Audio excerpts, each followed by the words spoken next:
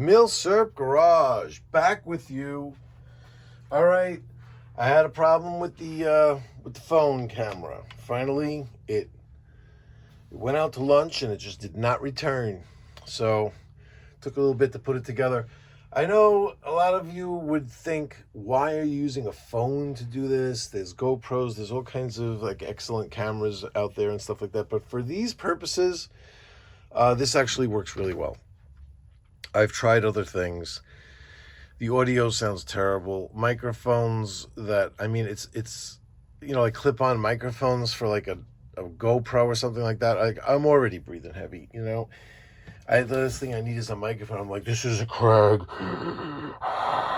You don't want to hear that, trust me. So this is the best way for me to do it. It comes out the best this way, but now we have a nice like wide angle. I have like more width here. I could zoom with my fingers by pinching here. See, like I could zoom out. I could zoom in much closer. Look at how close I could get to look at stuff. Oh, trust me, this is the gig right here. So what do we have here on the table? It's a Krag. Yes, it is. There's a kind of like a progression I'm going through here. It might not make much sense to you, but in my head, it makes sense to me. We did the Trapdoor Springfield. We did the Chilean Mauser. You'd say, what the hell do those two things have to do with each other? I'm going to kind of bring it all home again with this one. You could like rotate around and feature these rifles, and you could be like seemingly random, but if you really look at what you already did kind of right before, you could, what you did previously, you could kind of see there's like a natural progression depending on how you want to look at it. So let's do like function. I like to look at it, at this from like a functional standpoint, functional progression. So we looked at the Trapdoor Springfield. Now, the Trapdoor Springfield might have seemed antiquated to you. You're like, I'm putting one round in at a time here. Come on, dude. But you got to put yourself in the place of the guys that were given these things when they first came out. This was an innovation. When these things first started, the Trapdoor Springfields, and even the Krag, these things were revolutionary. And you got to remember that before a Trapdoor Springfield, you were messing around with powder, pan powder with flint scraping against metal, making sparks through flash holes and setting off powder charges. And then even after that, you had like the paper patch, the patch of paper with the ball that you'd still have to shove down the barrel with a rod and put percussion caps on the nipples every time you shot. Can you imagine being like charged on the battlefield and you're fumbling with all that crap trying to put it together? Like, well, man, that's got to be nerve-wracking. That's got to, even if you make it out of there alive, how do your hands not shake for the rest of your life when you're like, that's what you had? That's like stressful. So you got to remember that any step towards, if you gave somebody a rifle and you were like, hey, all you got to do is take this, put it inside, close it, pull the trigger, open it up. This will fly out all by itself. You don't even have to take it out. And just put another one in it, and then close it, pull the trigger, fire. They'd be like, wow, this thing is awesome. I am going to destroy these dudes with this. This thing is, look at this rapid fire. That's the way it was because the progression was, obviously nothing that came after it was out yet, so you got to remember that. Well, the Krag came about. You were like, how does the Krag, what is the deal with this box on here and everything? By the way, I'm not going to really break down historically the Krag. It's basically some guy named Krag and some guy named Jorgensen in the latter part of the 19th century came up with this thing. It was adopted by Denmark, the United States, and Norway. Norway and Sweden kind of came up with a round, the 6.5 by 55. Sweden went with the Swedish Mauser, and they went with the Mauser design. And Norway went with the Krag-Jørgensen design. And so did we, and it was back then there was a lot of stuff up in the air. And this might not have been the greatest choice when you really see how things panned out. It definitely was cool that we got another cool rifle out of it, but I'll show you exactly what I'm talking about. So the Krag, it has this box here that I'm sure you've seen. Oh, by the way, I started to say, if you really want historically to like really get into these things and break down stuff like little kind of like very, very minute details and stuff, check out See an Arsenal. Othais does his Krag videos, amazing, where he does like just a solid half hour just on different sites. It's amazing. So I mean, this guy could break down exactly what version of sight this is and exactly what step in the history of things. Pretty much it's a later version of Krag, not an early version. But for me, I thought it's cool to show because I have these snap caps, right? So you know, I'm supporting this guy's product here, and I love these things. Yes, he has 3040 Krag, and you can buy these things from realisticsnapcaps.com. You could use coupon code MILSURPGarage, one word, MILSURPGARAGE. You get 10% off. This guy charges no shipping. Go check out, see how much 5 of these things is. I don't know, what is it, 20 bucks, $17.99? I forgot what it is. It's not even 20 bucks, I don't think. And that's without the 10% off, and you're not paying shipping. It's like for the price of a McDonald's lunch, you could play with your Krag safely, because the only way to really mess around, especially with a rifle like the Krag, because these older rifles, right? See, it never didn't fully close. With these older rifles, you're never really sure about sears and about trust me when I tell you, you have a 0% chance of an accidental discharge if you use real ammo 0% of the time to mess around, you know, and to do your drills. There's only one way to eliminate an accidental discharge 100%, and that is if you have either ammo with no gun or gun with no ammo. If you put gun and ammo together, you're going to have a percentage of a chance of a misfire. And anyone will tell you that. Anybody that does any serious shooting, be it competitive shooting or testing of guns or anything like that, is going to tell you that mistakes are going to happen. And they just say, like, you know, hopefully if you obey all the rules of handling guns, if when the mistake happens, it's not pointed at anybody. And you know, like that's why we have those rules. I'm not saying don't obey those rules. Definitely don't point it at anybody. Definitely follow all of the 10 commandments of guns.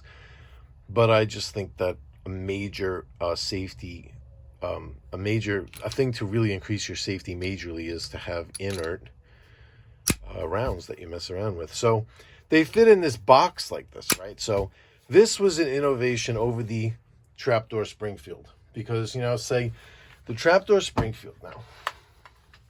Let me show you. So the trapdoor Springfield, here we are again.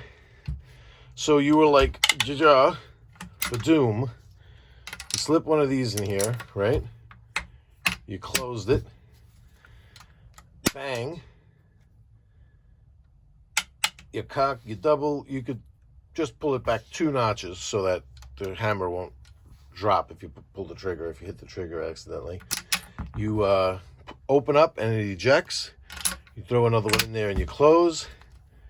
You go back the last click and bang once again. Now, you don't have to go the 2 clicks. You could go all the way back, open up. If you're just in the heat of battle, close, and bang, you're ready to fire again. You know, so you could step it up, that speed a little bit. By the way, look at these. These are realistic snap caps as well. How awesome. So you can see that the 1 round at a time thing is what came right before this. So you can imagine, as awkward as this box feels back here, it was awesome to be able to put 5 rounds in it and just cycle the action and pull the trigger. So if you were charged by the enemy, it seemed like back then there was a whole big charging thing going on. Like everyone was behind lines, you know what I mean? And then it's kind of like how trench warfare developed in World War One. It was like a line, and then you would like go over the top of that and charge, and then some guys, they charged, they went in, they did some damage, or then you would get charged back, and the line moved back and forth with all this, a lot of charging going on. So this is where bayonets all came in. Oh, and speaking of bayonets, I'm sorry, I gotta run over here. I'm not gonna stop the video. I forgot to procure the bayonet. Okay, so where were we? Oh, so they had these magazine cutoffs, became all the rage. So this is where you're going to see these things come into play. If this magazine cutoff is in that position, you could cycle a bolt all you want. I got a full magazine here. You could cycle this bolt all you want. There's the round in there, and it won't pick it up. So you could, sorry, did I just do that? I just did that. You could, if you had your magazine full here, you could just drop a round right in there, close, fire, eject, drop another single round in, close, fire, eject. This is a lot like the trapdoor Springfield. So as you see, the soldiers, they were used to that kind of motion. And then you'd say, well, what was the magazine for? Well, here you go. Let's say you dropped this in, you closed it, and you were like, oh my God, I'm getting charged. You flip this up, and you were able to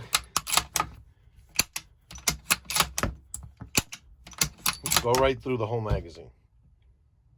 And the cool thing about the Krag, one of the things that the Army touted that was cool, like the people that were looking for what rifle they were going to accept, was that right in the middle of everything, you could just open it up and top off a round or two. Whereas if you open this,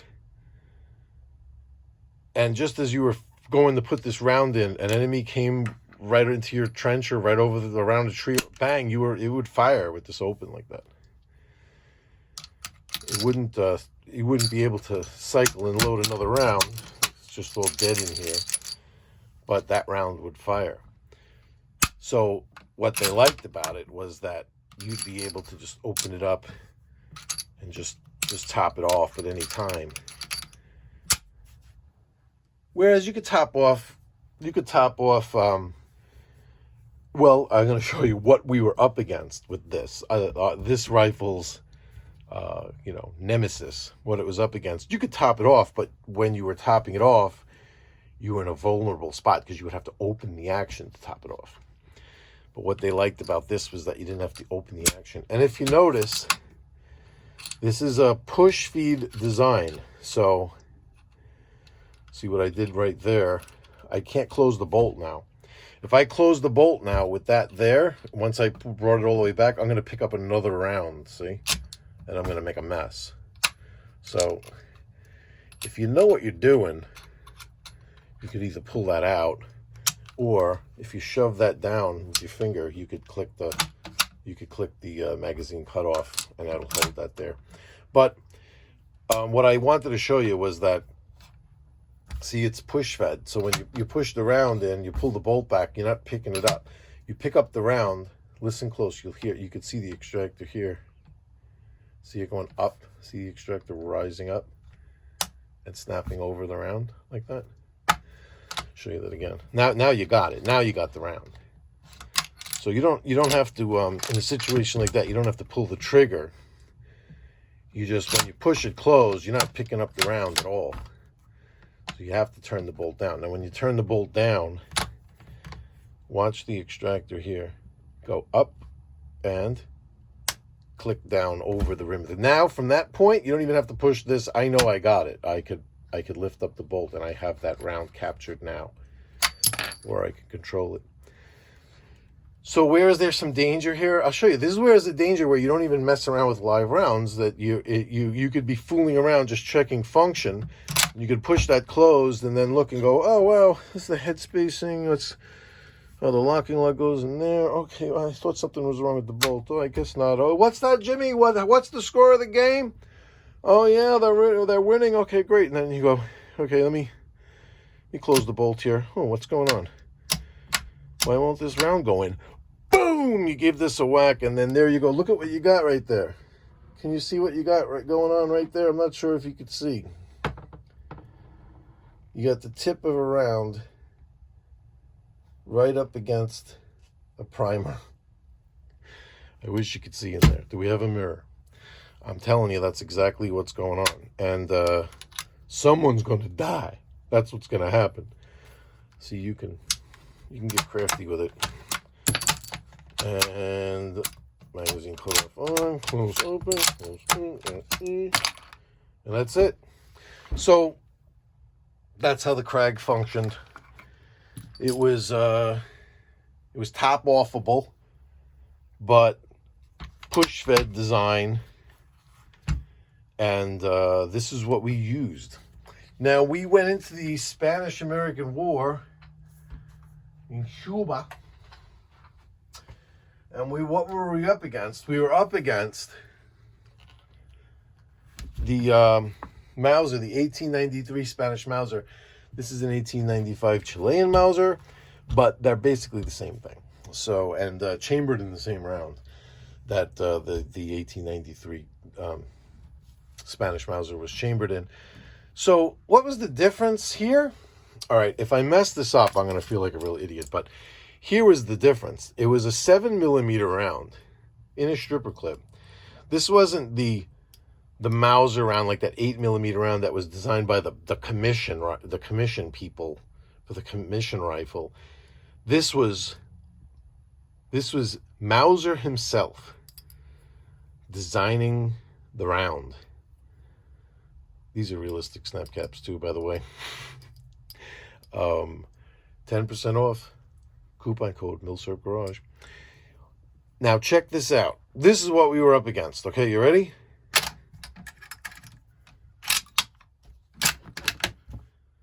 That's how fast you got 10 rounds in this sucker.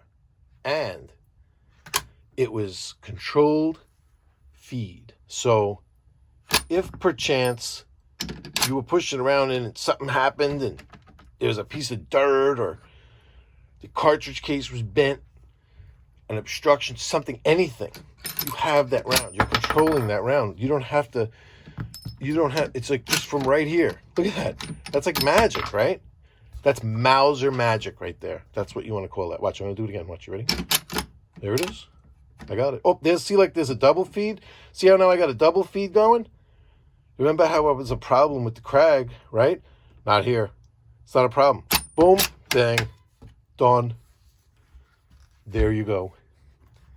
That's how quick that was to get rid of. No more problem.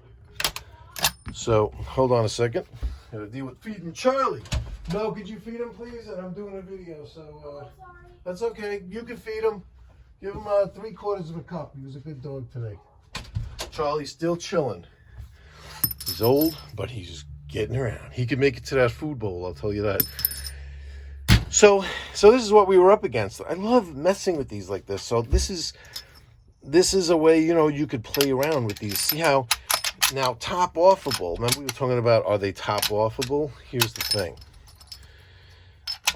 They are top offable. Let's say here you are, you got 2 rounds in the magazine, around in the chamber. You fired a couple of rounds, things calm down a little bit, and you're like, okay, I want a full magazine. I want to load up my magazine. Now what? Now you open this, but there's a round there. What do you do with that now? You're like, oh, all right, I guess I got to take that one out. Oh, now that one fell in the dirt. All right, whatever. Clean it up. All right, I'll clean that one off. And then I got right. Now here he comes right up. Bang, you're dead. Somebody came, they jumped you. You're right there with your hand on the trigger, but now you're fumbling and you double feed and you're you're dead.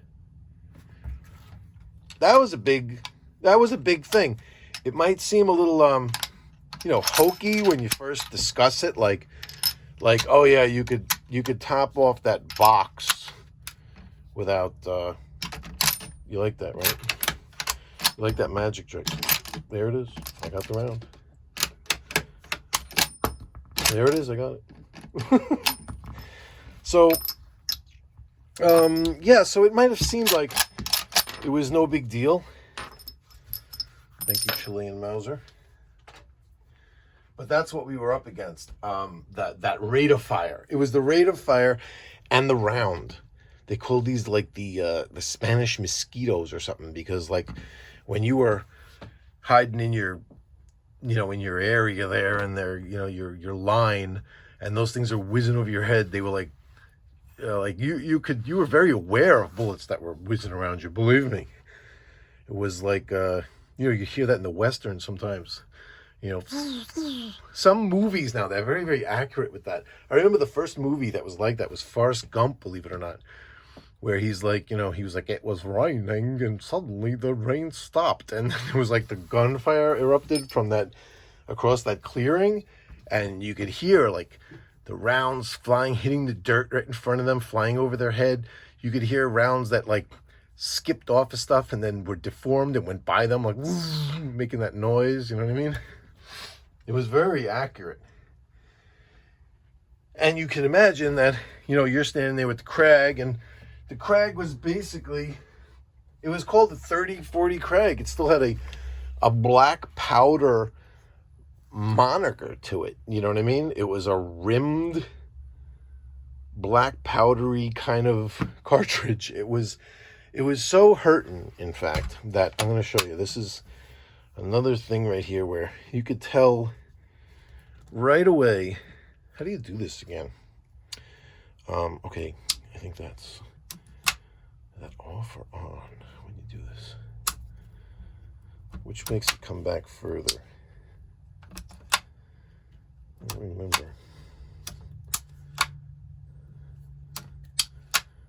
And you lift up here, and then you just got to really lift it far. Lift it, and you lift it and you turn. Woo! That's rough. So, what do we see here on the front of this bolt?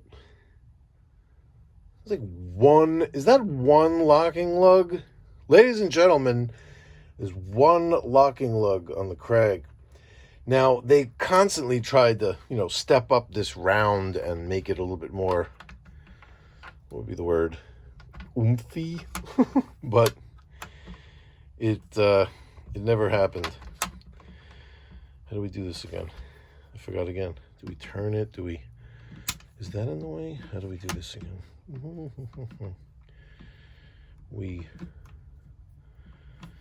Somebody that's like really into Krags is like, stupid.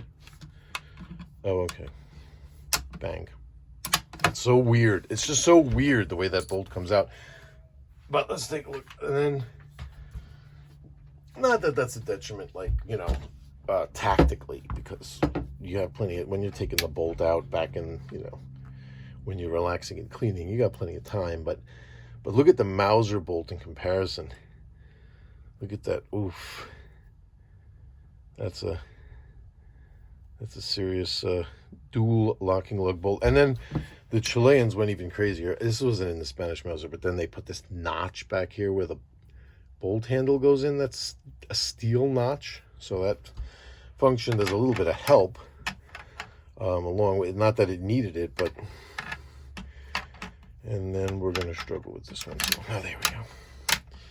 So, the Mauser round was more powerful. The 7mm round was more powerful. This bullet was faster. They were loading the gun faster, firing the gun faster, reloading faster. The bullets were faster. Everything was faster. The only thing we had over them was more men, and that's a really dominant thing to have tactically. We outnumbered them, like, I don't know, I read it once, it's a lot. We there's no way we were losing that. We could have probably had the trapdoor Springfield still, and we would have won. It's because we took some heavy losses where it was like, if it was equal manpower, we were done for. You know what I mean? So we learned a lesson. We learned a lesson, and we moved to something else. And that something else is where we're going to go next. You see, there's that progression, that linear progression. That's what we're going to do. I look back my older videos, I was just kind of like very eclectic, all over the place. Never really followed any kind of whatever. I mean, we might go backwards, we might go forwards, we might skip a step here and there, but we'll try to keep it fresh. Look, I love this on the bottom. I've never seen anybody really talk about this. There's this thing down here that you open up, you see it, and it's like it'll let out any dirt or water that accumulates in here. It's like a little... I've never seen anybody talk about that. It's like a little drain area. Kind of like that. And isn't this thing a beauty, though? I love this rifle. Oh, the bayonet. Let's talk about the bayonet. So, I actually found the real Krag bayonet. And these are not the easiest bayonets to locate. So what do you got here? It's the M1898 Krag rifle bayonet, 11.7 W. What is that? Oh, inches. Sorry, I can't even read my own handwriting. That looks like a W. 11.7 inches. Overall is 16.3 inches. So the blade is 11.7. The blade width is 1 inch. Thickness 0.25 inch. The Ricasso says 1903 and US. So yeah, this is real deal. And it's really cool to get one of these because a lot of people get lazy with these bayonets, collectors, because the same bayonet fits on the M1 Garand and the 03 Springfield. So you could like basically interchange them. I'm pretty sure. I don't hate to say that without really going back and checking 100%, but I'm pretty sure. I'm pretty sure it's the same one. So, you know, you could, if you had like a 03 Springfield era bayonet, it would fit on here. So a lot of collectors would be like, well, I don't really need one of those, do I? But I ran into it somewhere because they're expensive, and somebody might not have even known what it was. I didn't ask. I looked at it, I was like, I'm pretty sure that's a Krag bayonet. Pretty sure. And then, because the scabbard had this doohickey, and you really only see that on the Krag bayonets. And there was a whole thing with this where they limited the amount of travel or something, and I was looking at it and I was like, not sure if this is even broken, but whatever. I went for it, and whatever. I think I might have paid $50 for it, $40 for it. I think it was a pretty good deal. What am I talking price for? I never talk price. Why am I doing that? Well, the Krag. I love the Krag. See, that's the thing about it. You could talk about all those things historically, you know, it was tactically this, and it was a mistake for that reason, and whatever. But you know what? Us and the Norwegians, we were just like, forget you, Mauser. We're going with the Krag, okay? We're going with the Krag. And I think Norway, they hung in there, but we were like, we bumped up against some Mauser action, and we were like, not for nothing, guys, but you think maybe you can make one of those? Is that at all possible? And that's where we will be going next. So thank you all for tuning in. I hope you like the new camera. I think we could do things with the new camera. We can get interesting with the new camera. I have to explore. But for one thing, no more jittery, messed up image stabilization and blurriness and crap. And I think this one might record in stereo, which that might matter to people that are watching me. It might sound better now, which would be good. You could hear me do my my Cro-Magnon open mouth breathing in stereo. Yay! So what is it, Friday? I gotta make up for lost time. So I think we're going to be visiting with you again real soon. Oh, let me show you this before I go. You got to get one of these. I don't know where the hell you're going to find one, but you got to get one if you're into this rifle. This is the Krag rifle by Brophy and Banefield. I know you've heard of this book. I think I have the halfway torn up dust jacket somewhere, but Look at this one. This one is like kind of moldy, kind of water damaged, like old mold. Like this is dead mold. This isn't growing mold. You know what I mean? This is like, if you could see it, it's like mold stained. But what a book on Krags, man. The pictures in here, they go through the history. Look at all these Krag dudes. It's a lot of Krag people right there. It's a lot of very full armies full of Krags. And he got all these letters about, you could read about how the evaluation board and why they picked it and what their choices were and why they did what they did. Is when you're all said and done with reading this stuff, you're like, yeah, I agree. Of course you go with the Krag. But then when you really look at history, you're like, whoa. Bad choice number 3 right there. Yeah. Look at this book. You gotta love it. It breaks down every last little thing. Even look, like I'm talking about the scabbards. Every last little thing. This is the Krag horse right here that you would ride. You had to have that horse if you were going to ride. There's carbines that are like super rare. There's all kind of stuff. There's like, yeah, this is like the books that they would give the soldiers or something, or the armorers or whatever. Who the hell knows what these guys came up with. Damn! There's a lot of stuff in here. And mold, more mold. But this book is like super rare. I don't think it was ever reprinted. And the copyright on it, I think, is 80. Let me see. The copyright is 80, and I don't think it was ever reprinted. And